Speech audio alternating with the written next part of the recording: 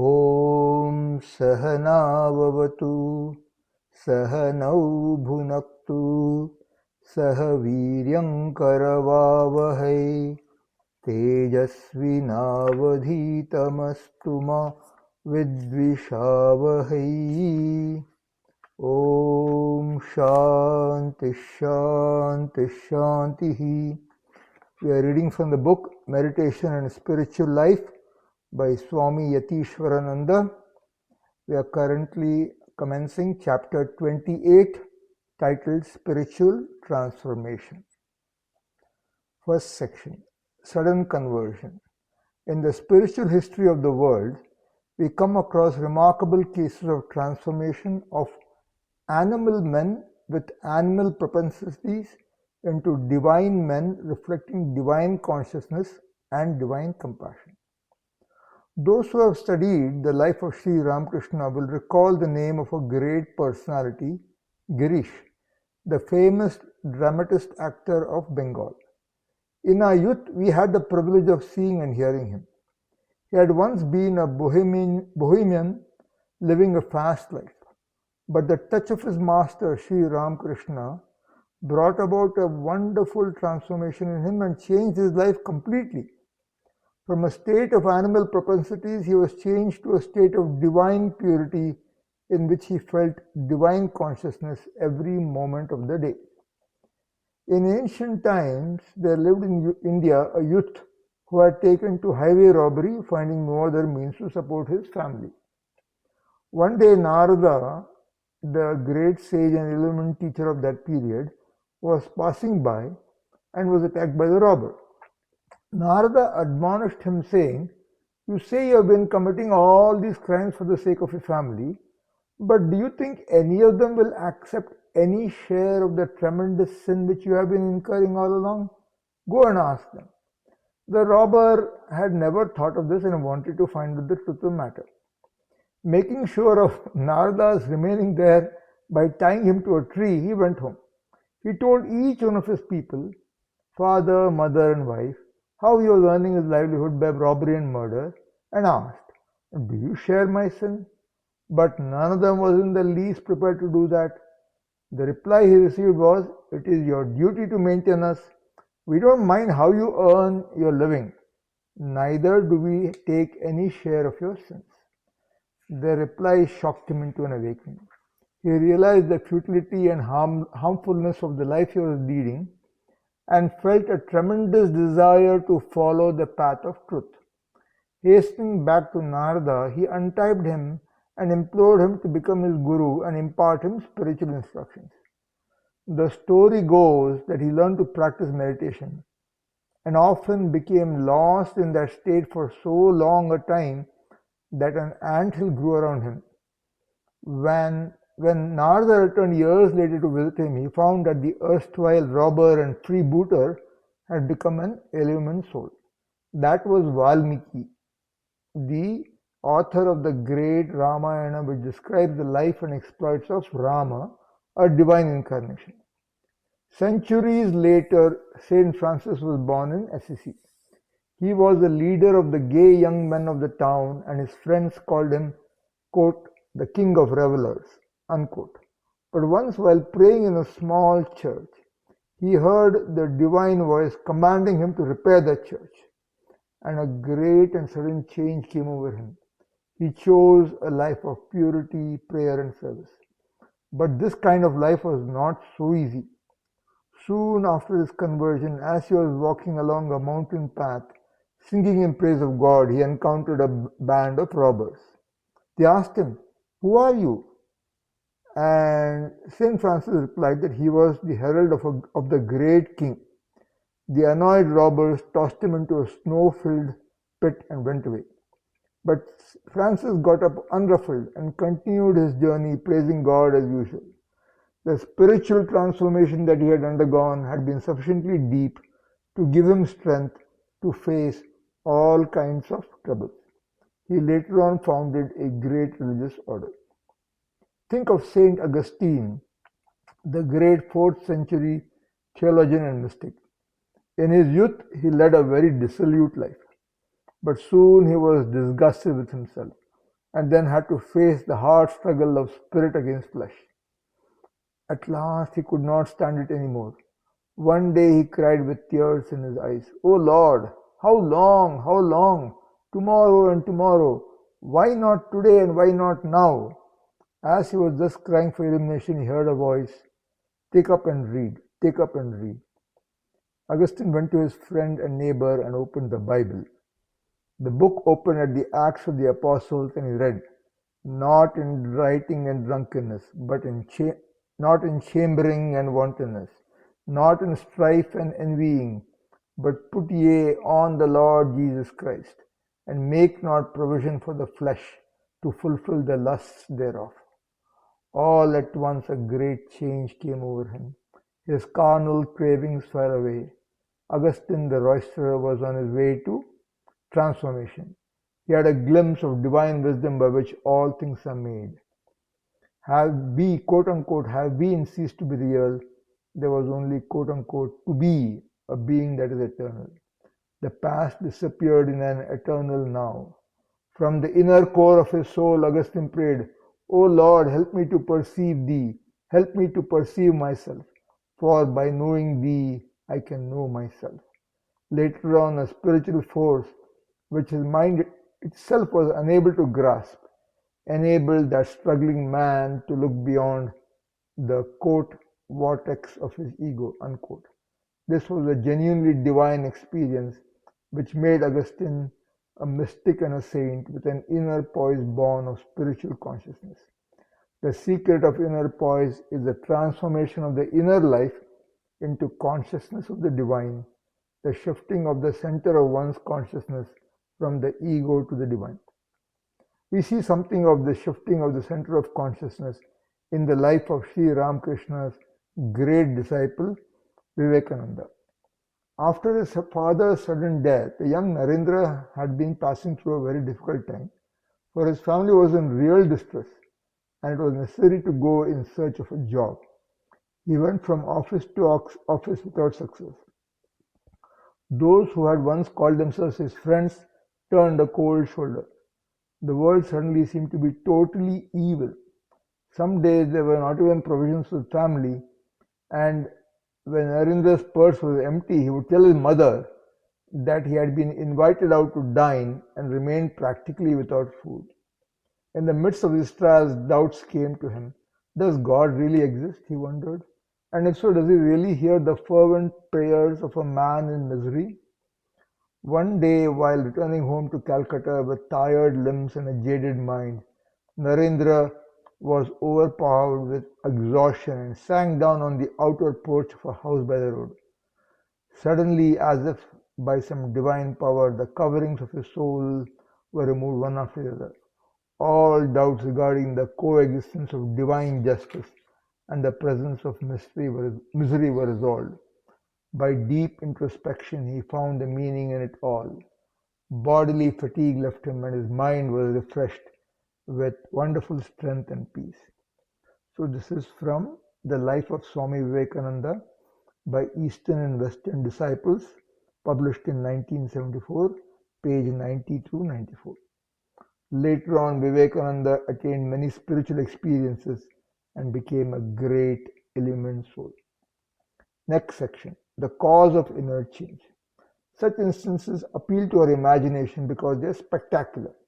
But there are many simpler cases, quite distinct from these transformations, of people being transmuted from the animal to the divine state. How does it happen? The new personality emerging out of the old appears to belong to a new species altogether, with very little resemblance to its predecessor. Physically, of course, they have the same basis, but the inner content, the consciousness has completely changed. How does such a change take place? The ancient teacher of yoga, Patanjali, gave this aphorism: actions are not direct causes in the transformation of nature. They act simply as breakers of obstacles to the evolution of nature. As the farmer removes an obstacle blocking the course of a stream of water, which then runs down by its own nature. So this is from Patanjali Yoga Sutra 4.3. Nimittama prayojakam prakritinam varna bhedastu tatah kshetri. This is how the evolution from one species to another is accomplished. Commenting on this aphorism, Swami Vivekananda says, "The water for irrigation of fields is already in the canal, only shut in by gates. The farmer opens these gates and the water flows in by itself by the law of gravitation. So all progress and power are already in every man. Perfection is man's nature, only it is barred in and prevented from taking its proper course. If anyone can take the bar off in rushes nature, then the man attains the powers which are his already. Those we call wicked become saints as soon as the bar is broken and nature ushers in. It is nature that is driving us towards perfection, and eventually she will bring everyone there. All these practices and struggles to become religious are only negative work to take off the bars and open the doors to that perfection which is our birthright, our nature. Today, the evolution theory of the ancient yogis will be better understood in the light of modern research. And yet, the theory of the yogis is a better explanation. The two causes of evolution advanced by the moderns, namely sexual selection and survival of the fittest, are inadequate. Suppose human knowledge to have advanced so much as to eliminate competition, both from the function of acquiring physical sustenance and of acquiring a mate. Then according to the moderns, human progress will stop and the race will die. The result of this theory is to furnish every oppressor with an argument to calm the qualms of conscience. Men are not lacking who, posing as philosophers, want to kill out all wicked and incompetent persons. They are, of course, the only judges of competency and thus preserve the human race. But the great ancient evolutionist Patanjali declares that the true secret of evolution is the manifestation of the perfection which is already in every being, that this perfection has been barred and the infinite tide behind it is struggling to express itself. These struggles and competitions are but the results of our ignorance because we do not know the proper way to unlock the gate and let the water in. This infinite tide behind must express itself. It is the cause of all manifestation. Competitions for life or sex gratification are only momentary, unnecessary, extraneous effects caused by ignorance. Even when all competition has ceased, this perfect nature behind will make us go forward until everyone has become perfect. Therefore, there is no reason to believe that competition is necessary to progress. In the animal, that man was suppressed, but as soon as the door was opened, out rushed man. So in man there is the potential God, kept in by the locks and bars of ignorance. When knowledge breaks these bars, the God becomes manifest. This is from Raja Yoga, from the complete works of Swami Vivekananda, published in 1972, Volume 1, pages 291 through 293. The quote-unquote God here is our spiritual inner self, which helps us to remove the final barriers of ignorance so that the spirit can shine forth in all its glory. Next section, ignorance, the main barrier to change. What is this barrier of ignorance? Psychology teaches us that the subtle impressions, tendencies, desires, and passions lying in the depths of the unconscious have tremendous effect on our conscious lives. They exist in the subtle body, which is the mental emotional body, and express themselves through the physical body. The control of the subconscious means that the subtle emotional forces, desires and passions should not be allowed to manifest themselves on a lower plane. They are to be expressed on a higher plane, to be purified, sublimated, and utilized for the welfare of the individual and society. From the spiritual point of view, all subtle tendencies and impressions must be given a spiritual turn. Habits and tendencies must be controlled at their very root by resolving them into the causal state, which in turn is to be transcended. Attachments and aversions arise from egotism. Egotism is produced by ignorance. Self-knowledge or the realization of the Supreme Spirit in us alone can burn away the seeds of desire and make the soul attain its original purity, freedom and peace. One of the minor Upanishads, which is the Amrita Bindu Upanishad, says, "The mind of man alone is the cause of his bondage and is also the means of freedom. Mana eva manushyanam karanam bandha mokshayoho." Mana eva manushyanam karanam bandha mokshayoho. This is from the Amrita Bindu Upanishad, mantra number 2. When the mind is attached to material objects, the result is bondage. When it is freed from such attachment, the soul is restored to that freedom, which is the birthright of every one of us. Behind all our urges, desires and passions, there is the soul's desire for eternal existence, complete knowledge and immortal bliss.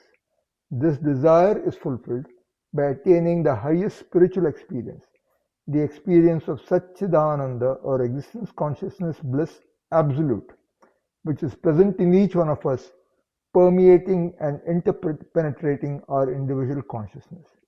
It is only our ignorance and egotism that makes us forget our spiritual nature. Through self-knowledge, our freedom can be regained. This is the open secret of spiritual life. It is common experience that wrong thoughts and emotions affect our body and mind. Many truth-seeking doctors and psychiatrists are bringing this fact home to us, that our wrong attitudes and emotions, born of ignorance, are the cause of many physical and psychical ills, which are to a great extent preventable. A wise physician, Sir William Osler, remarked that the fate of a tuberculosis patient depended more on what he had in his head than what he had in his chest. More depends on the nature of our thoughts and emotions than our outward actions. Next section. Every man can change. Even a worldly man can change if he is ready to give up his worldliness and all the complexes he has formed in his mind. Otherwise, never. It is not enough to have lukewarm piety. An anchored boat does not move. Our complexes are anchoring us to worldly life. First of all, the anchor must be lifted. We must break our complexes, however painful the process may be. Then we must row the boat of our life swiftly to make good the time already lost. Unless we uproot all our deep-rooted samskaras, we cannot hope to become spiritual. Moral purification must precede spiritual purification.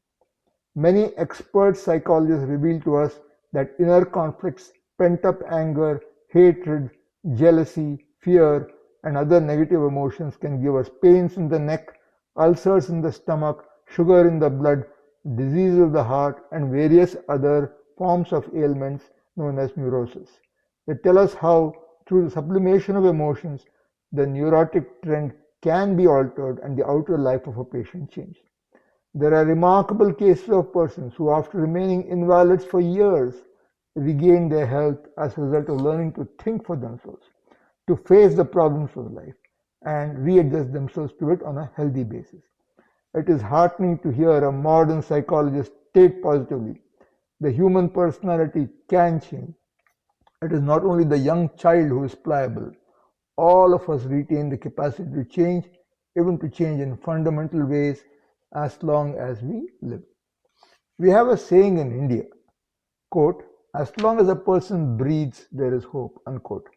There is hope for every one of us who sincerely wants to improve. In the Bhagavad Gita, Sri Krishna brings home hope to everyone. Even if you are the most sinful of sinners, you can cross all sin and go beyond all evil on the raft of self-knowledge. This is the Bhagavad Gita, chapter 4, shloka 36. अपि चेदसि पापेभ्यः सर्वेभ्यः पापकृत्तमः सर्वं ज्ञानप्लवेनैव वृजिनं सन्तरिष्यसि. Self-knowledge is like a blazing fire which burns away all evil and reveals the glory of the Spirit. The Spirit which dwells in the heart of every one of us, whether we know it or not. From their wide spiritual experiences, Hindu sages have been telling us through all ages that by changing our spiritual consciousness, we can bring about great changes in our thoughts and emotions and also great changes in our body.